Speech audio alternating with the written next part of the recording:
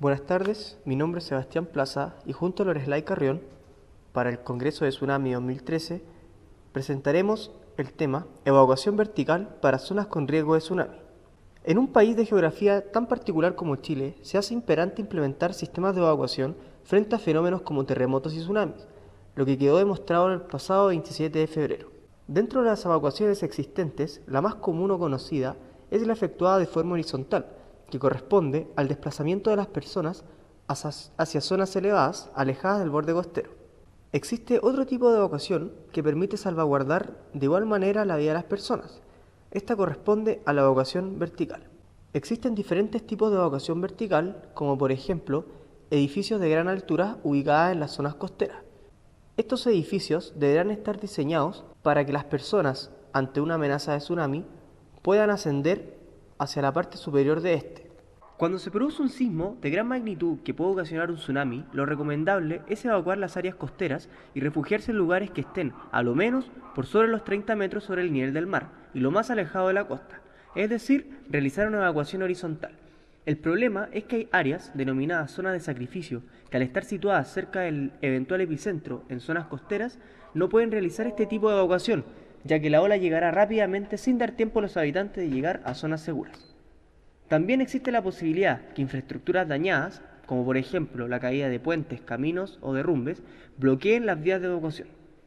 Por último, no hay que olvidar lo que ocurrió en Japón durante el terremoto del 2011, donde un cierto número de personas evacuó las zonas costeras en sus automóviles particulares, produciendo una alta congestión vehicular, lo que ralentizó el proceso con trágicas consecuencias.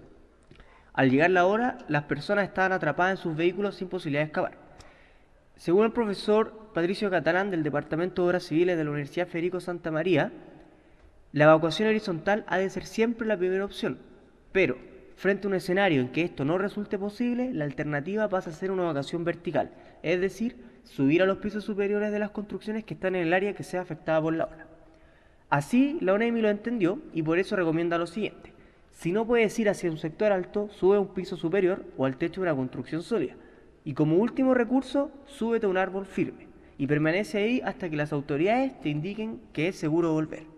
Esta recomendación, completamente razonable y correcta, es sin embargo eficiente, ya que para realizar una evacuación vertical exitosa, o sea, que dé garantía de reducir en mayor medida el posible número de víctimas de la catástrofe, se necesita un trabajo mucho más profundo y una preparación mayor. Entonces, ¿qué se necesita para que la evacuación vertical sea exitosa? Un primer problema que plantea esta recomendación de la ONEMI es que al momento de una catástrofe, en una zona de sacrificio con una ola que llegará en unas decenas de minutos como máximo, es muy difícil poder evaluar si el edificio es sólido y si es capaz de resistir el tsunami. Además, el estado de pánico en el que pueden encontrarse las personas, las probables réplicas y la visibilidad reducida en caso de terremoto nocturno hacen que la identificación de un edificio correcto para realizar la evacuación vertical sea en extremo difícil. Por ello, es necesario tener identificados con anterioridad los edificios que puedan ser utilizados en caso de una evacuación vertical. Estos edificios tienen que tener unas características de construcción precisas: ser de concreto u hormigón armado, tener vías de acceso abiertas y expeditas, o sea, libre de elementos que puedan colapsar y bloquear el paso, y por último, en la medida de lo posible, deben permitir el desplazamiento de personas con movilidad reducida. Estas vías de acceso pueden situarse al exterior del inmueble por medio de una escalera o rampas exteriores, o al interior de este. Por último, deben ser de fácil acceso desde la calle, es decir, no deben tener puertas que en caso de catástrofe puedan bloquearse o que estén permanentemente cerradas por razones de seguridad. Estos edificios deben, además, contar en su interior con zonas que permitan albergar a los evacuados durante las primeras horas de la emergencia. También se deben hacer estudios técnicos en cada zona para modelar la forma en que la ola ingresaría a las ciudades y así tener los primeros elementos que nos permitirían identificar qué edificios serían los que resistirían mejor este fenómeno natural y designar estas construcciones como los refugios más adecuados. Como lo señala Rodrigo Cienfuegos, ingeniero hidráulico, profesor de la Facultad de Ingeniería de la Católica, hay lugares donde puedes calcular con los modelos de propagación los tiempos de llegada de la ola y en qué minuto y cuánto tiempo tardaría un lugar en ser inundado. Entonces, si los cruzas con los criterios de la población, puedes decir cuál es el tiempo de evacuación de esos individuos, que es lo que uno esperaría como respuesta.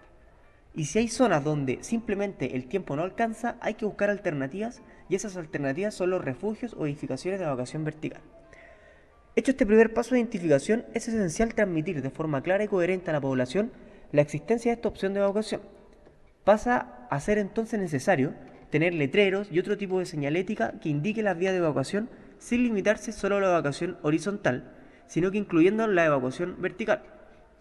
Asimismo, los simulacros de evacuación tsunami que se hacen regularmente deben incluir la forma de evacuación vertical, de manera que ésta sea realmente asimilada por la población. Más que la acción específica, hay que saber cómo comportarse y hacer que la población tenga conciencia de saber qué hacer en caso de catástrofe, sin importar el lugar donde se encuentre. El otro tipo de sistema de evacuación vertical corresponderán a las torres de evacuación que irán proyectadas en zonas de inundación.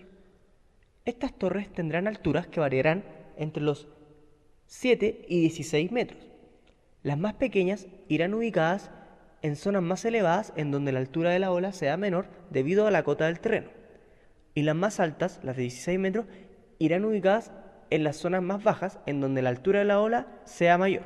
Considerar este tipo de sistema de evacuación vertical en Chile consideraría una inversión para cada una de las torres de aproximadamente $430.000, lo que, equivalente en pesos chilenos, estaría alrededor de los 220 millones de pesos.